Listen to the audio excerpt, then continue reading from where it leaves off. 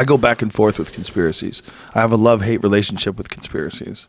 I love some of them. Some of them are fascinating. Some of them are like, okay, what the fuck happened there? Some things you have to take into consideration. One of them is we don't have a straight linear line from the moment that we're born to the moment that we exist in currently. Right? I mean, you cannot say Catholic priest without someone thinking pedophile. There's no other occupation on earth. Welcome to Conspiracy Theories Revealed.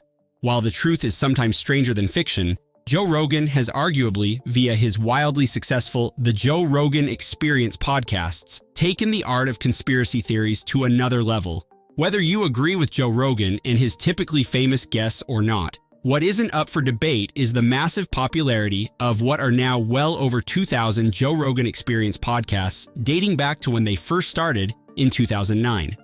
Rogan's array of famous guests, including the likes of Elon Musk, Mike Tyson, Edward Snowden, Ben Shapiro, David Goggins, and Lance Armstrong, to name just a few, engage in conversations with him that bring to light the challenge of distinguishing between reality and fiction when it comes to these conspiracy theories.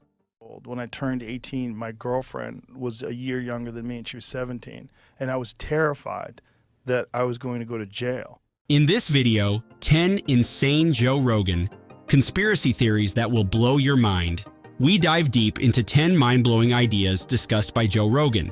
From terrifying Bible revelations to we are all living in a simulation and many more, these theories will challenge your perception of reality. Join us as we explore the uncharted territories of Joe Rogan's most insane conspiracy theories, which are sure to leave you questioning everything. Are you ready to have your mind blown? Tune in now. Number 10, Joe Biden's deepfake doppelganger. He thinks Biden is not really Biden. It's someone pretending to be Biden that has a mask on. Because he was talking very clearly.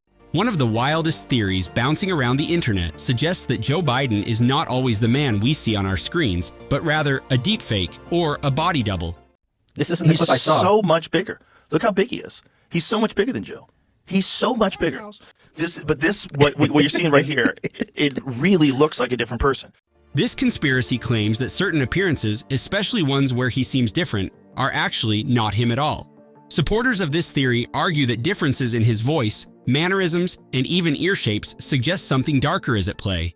That guy walked very differently than Biden. Very we saw different. that. He's a lot taller. It's on Scott Adams' Twitter. I saw that. I'm like, am I Alex Jonesing today? No, he's a lot taller. Yeah. No, he's physically taller. Yeah, okay. And he walks way better.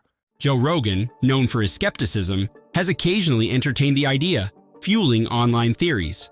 Number 9, January 6th was a false flag. The January 6th thing is bad, but also the intelligence agencies were involved in provoking people to go into the Capitol building. In the aftermath of the January 6th Capitol riots, some conspiracies began to surface, with Joe Rogan lending credibility to the idea that the event might have been a false flag operation. I think every other person who was involved in January 6th, who was involved in coordinating a break-in into the Capitol and in instigating people breaking, they were all arrested. This theory suggests that the riot was organized by government insiders or other hidden forces to discredit Donald Trump supporters and further political agendas.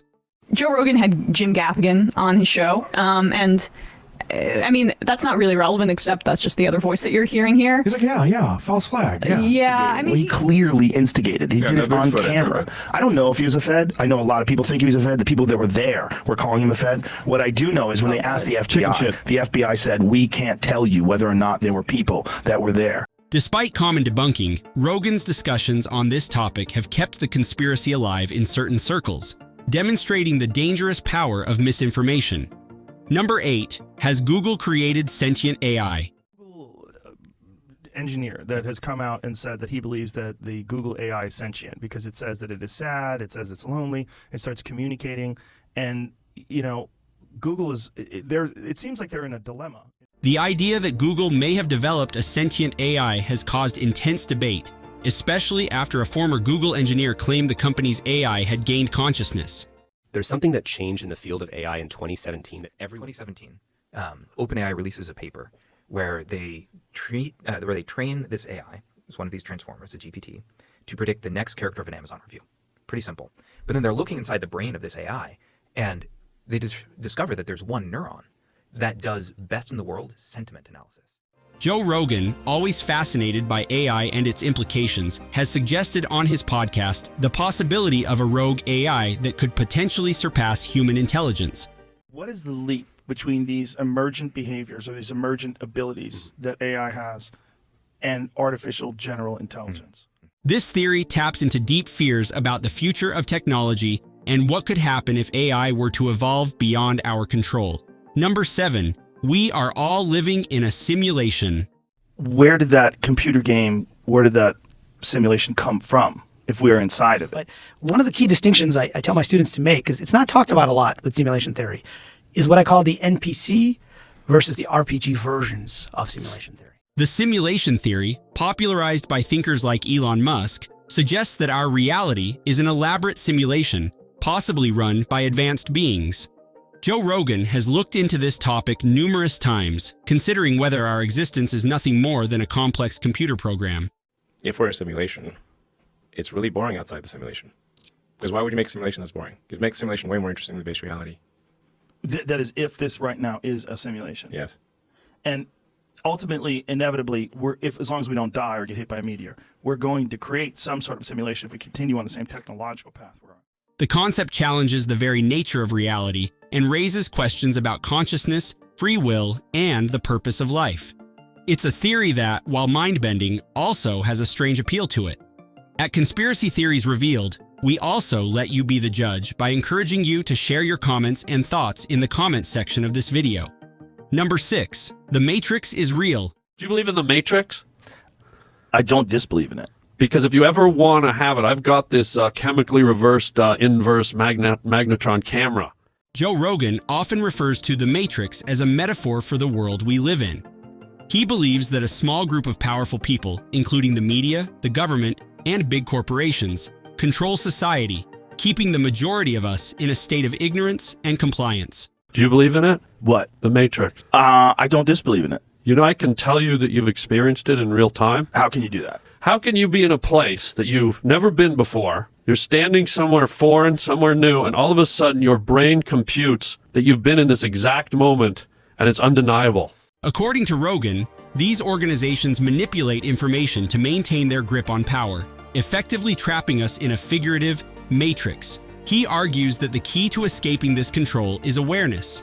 Once you realize the truth, you can begin to break free by questioning authority, thinking independently, and relentlessly looking forward to your own path. Number 5. Candy fentanyl during Halloween.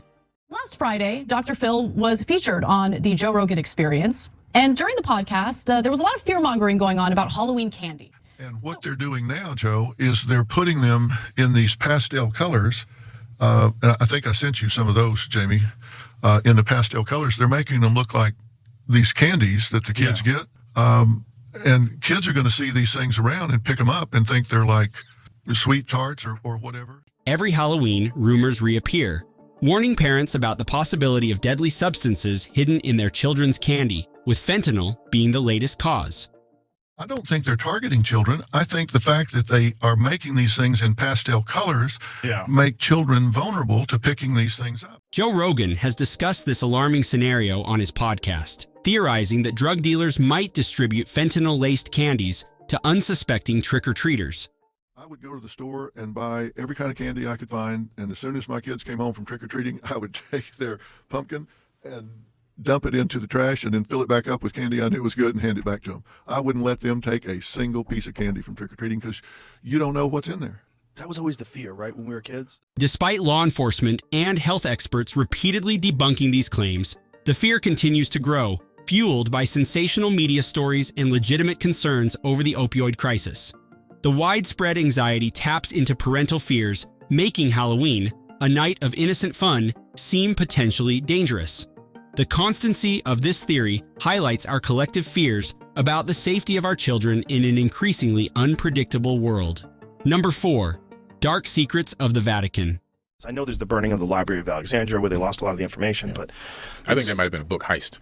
Really? Yeah, I think the burning of the Library of Alexandria was a heist. The burning did happen, don't get me wrong. Some wild shit written down in there. Yeah, some wild stuff. I mean, they're investigating aliens. The Vatican, covered in silence and mystery, has long been the subject of multiple conspiracy theories. Joe Rogan has occasionally wondered about the hidden knowledge and possible scandals that the Vatican might be hiding from the public. It was talking to me about the history of the Catholic Church and what happened, and the idea of the thing that turned the Catholic Church bad was the plague. Really? I had heard that it was connected to celibacy, and that initially there was no celibacy clause. They weren't. No, they weren't that came in the Middle Ages. So it was that thing of they wanted to be more like Christ. So they. From ancient artifacts to potential connections with extraterrestrial life, the theories surrounding the Vatican are as varied as they are sensational. This fascination displays a larger interest in the intersection of religion, power, and mystery. Number 3, rich people hunt poor people for sport. I guarantee you there's been someone somewhere in the world who paid someone to hunt a person. I guarantee you that's happened. No, this is what happened. They take these homeless people off the streets, put them in there, take them to one of these special hospitals. They take them from that hospital, may have them drugged up, take them on these large estates of property. That's hunt. One of the more disturbing theories Rogan has discussed is the idea that the ultra-wealthy engage in the hunting of poor people for sport. This theory, which sounds like something out of a disturbing movie, suggests that the rich get involved in such horrific activities away from the public eye. I wouldn't say it on a platform like Joe Rogan, especially up on Tyson. But does that happen? Of course it happens. This is like Squid Games in real life. Once you give a person money, it only enhances whatever bad was in them already. Of course. It doesn't enhance the good that was in them. While there is no concrete evidence to support this, the theory continues to exist, highlighting the deep distrust and hate towards the super-rich and the inequalities they represent. Number 2, terrifying Bible revelations. Imagine uncovering an ancient text so terrifying that it sent the early Christian church into chaos, leaving priests and scholars reeling. Joe Rogan has also dived into the meaning of Bible prophecies, particularly those that predict apocalyptic events. Imagine what you would do if you had the real knowledge of the birth of the solar system, of the development of human beings, and the God energy of the universe, and you tried to translate it over an oral history because there's chaos, because there's no more cities anymore, and everyone's dead. Some of his guests have suggested that current global crises could be linked to these ancient texts, generating fears about the end of the world. These discussions often focus on the strange similarities between the Bible's revelations and modern-day events, mixing anxiety and fascination among listeners who see these prophecies as potentially coming true. Number 1, zero doesn't exist. So because of the concept of gravity, this infinite point that light can't even escape. They have a thing called zero. They go from 1 to 0 to -1. There is no zero to even think zero. Perhaps the most mind-bending theory Rogan has entertained is the idea that the number 0 doesn't exist in the physical world. According to this theory, zero is a concept created by humans, but it has no actual representation in reality. So do you think that zero is a concept that came along with currency? Because in physics, nothing remains still. There's nothing still in the universe. There's nothing that doesn't have motion because everything is connected. So if one thing is still, everything that's connected to it has to be still. In nature, there's always something rather than nothing. For example, even in a vacuum, particles and energy still exist. This idea challenges the very foundation of mathematics and our understanding of the universe, making it one of the most abstract and thought-provoking theories Rogan has ever discussed. It's a concept that, while difficult to understand, forces us to rethink everything we know about numbers and existence itself. Thanks for watching. If you enjoyed this video, leave us a like and check out other cool videos from our channel, Conspiracy Theories Revealed. Also, be sure to subscribe to our channel to be notified of more thought-provoking content on conspiracy theories and hidden truths from our latest videos, where we let you be the judge.